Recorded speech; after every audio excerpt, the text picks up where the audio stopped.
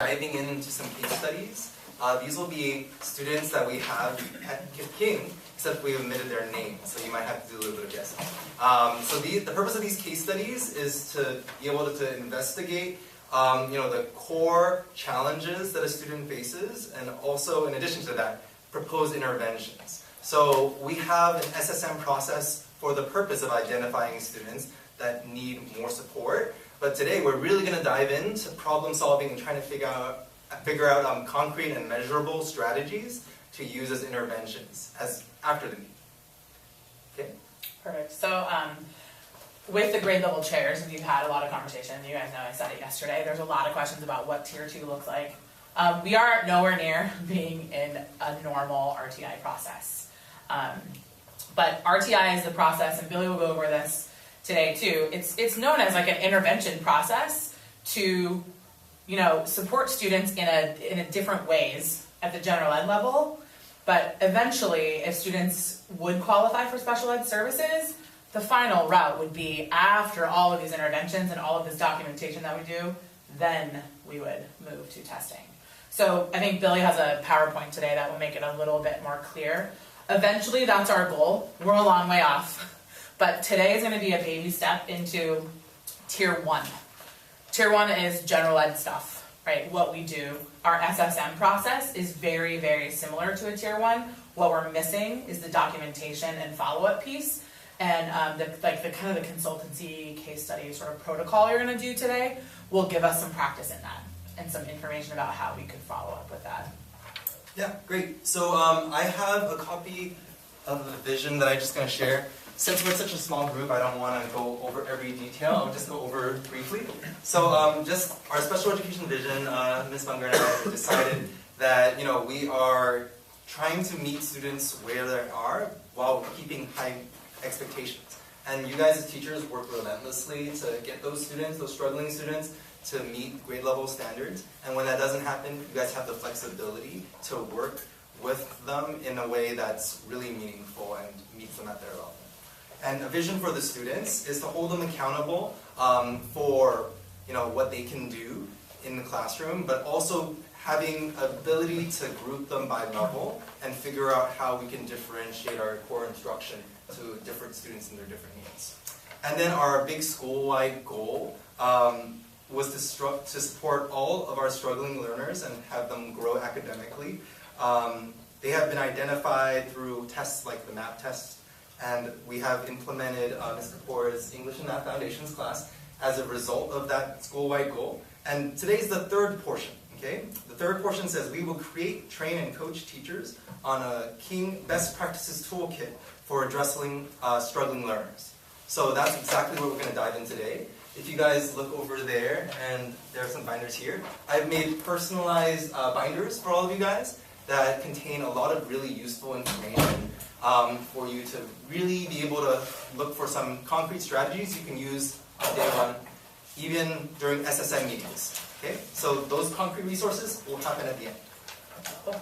So just kind of to give you an idea of where we're going for today, one of the criteria for success would be that you guys would be able to identify one focus student that you work with. Billy's included lists of SSM students in your binders in case that's a student that you'd like to focus on, and that you would utilize the best practice toolkit to identify one strategy that you plan to use for that student.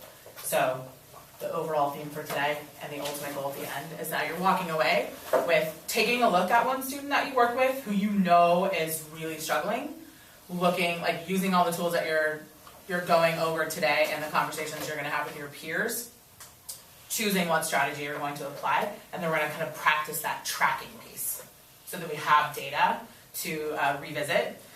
And the reason that we're talking about this today too is the hope that this information and this kind of protocol and these conversations can flow over into grade level meetings.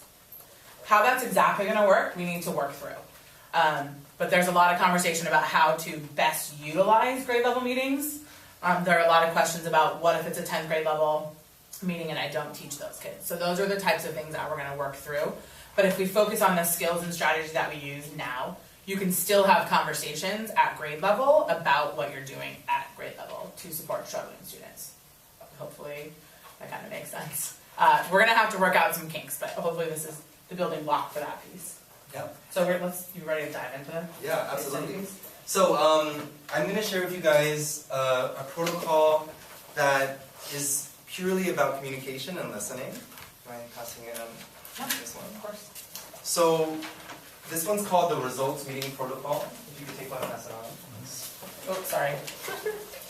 Ready, catch. So we will revisit this at grade level meetings, and this is just one template of how we can frame our discussion around students, especially targeting specific students and coming up with real solutions.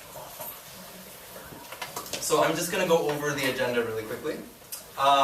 So for the agenda for teachers when problem solving case studies, you guys will be presented with a real case without the names, and you're going to work as a team by grade level to figure out what the students' needs are.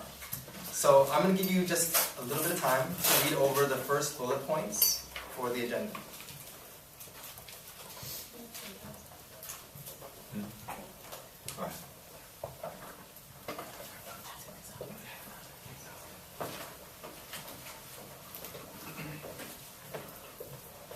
Alright, we're also going to pass around the protocols for the students and their needs.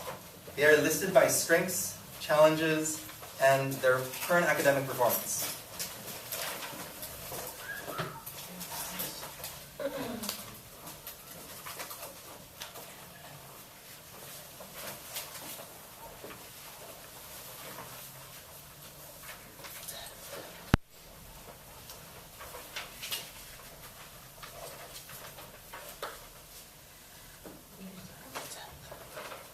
Oh, you already have 10? No, we just have 11. Oh, okay. We want 11. Yeah. Are these kids' actual grades? Yes, those are actual grades What from kind of actual students. Don't worry about that. Now you know something's going on when you're I waiting. need to fix my rating. No, it's quarter 3, semester 1. Yeah, but then year 1 should be Should be between. an F, no, because semester 1 out is quarter. Let's focus on, guys, let's focus on that a little later. Does everyone have the correct profile for the correct grade that you're hoping to read and look through? Okay. I need an 11 also. Okay. Oh, wait, no, that's not Oh, there's some in the middle. There's 11 right here. But these are all 11. Okay. 11. Alright, so the purpose of this protocol is to target one specific student. So I see some teachers with 2 students. I actually would like you to choose one of those students and then collaborate with the team that's around you so that you can be talking about the same student and be on the same page. Plus,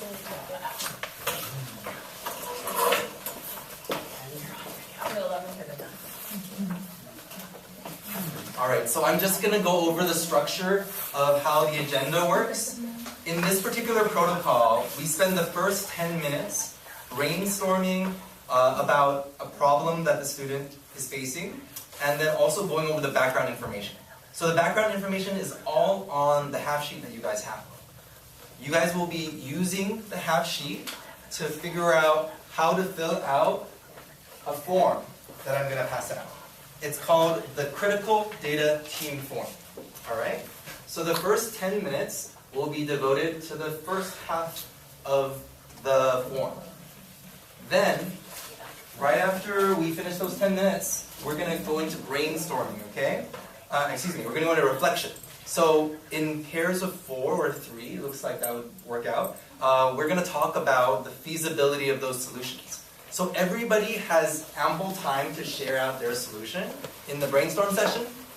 The reflection section is where you really dive in and think about whether or not those interventions that other teachers have proposed could work. Alright? After that, there's the consensus portion. Okay? So you have discussion as a group of 3 or 4 about which idea could work most effectively for this student's profile. And I know it's a little difficult because you guys can't think of the student that you're teaching right now, but it's meant to be challenging for a reason. This is a blank slate of information, and the protocol that we're using is purposely identifying the data points and trying to figure out interventions based off of that. So it's a very data-driven inquiry cycle. All right? Do you have anything on that? Did you already go with this? Sorry. Can we pass it out now? Yep. All right. So we're going to pass out the team response form. We're only going to go over the first page right now. The back side of the page we can talk about later. But as you guys can see, the front side will say before the grade level meeting. So this is a profile that grade levels can preview and fill out before the actual meeting date. Please pardon the interruption. Can all talent show audition acts please report to Ms. Carvanis and Mr. Gehring's room immediately? Thank you. Great emphasis, Rue. Talent show anyone? Talent show? Immediately. Immediately. All right, so what we're going to do now is we're really going to dive in, okay? I have a timer on the computer, and I'm just going to start up the projector. We're going to spend the first 10 minutes filling out the first part of the form, okay? The title says Critical Data Team Response Form. We're going to fill out the background information. That's going to be the information that you have the sheet. You're going to summarize that into the background information. You're going to identify one main issue. And while the students have a lot of different challenges, we really stress that you identify one issue so that we can find solutions and interventions specifically addressing that behavior. Lastly, we're going to identify the facts leading to concern. So if you were a teacher in your classroom, what would you have already done and what strategies would you have already implemented? Okay. Now it takes a lot of sort of higher level thinking here to sort of put yourself in the shoes of a teacher who has already tried some interventions, but this is just the way the form works. Assuming that you know the student, these are all real life students from the respective grade levels, so if you want to guess what student it is, you can really think of that experience. Some are very creative combinations of several things, right? But all of them are students that you've all seen at some point. So we want it to be as real as possible. And as you dive into this, really do kind of look at the strengths and the challenges and try to focus on one thing that you know really interferes with the grades, right? Because that'll help you pull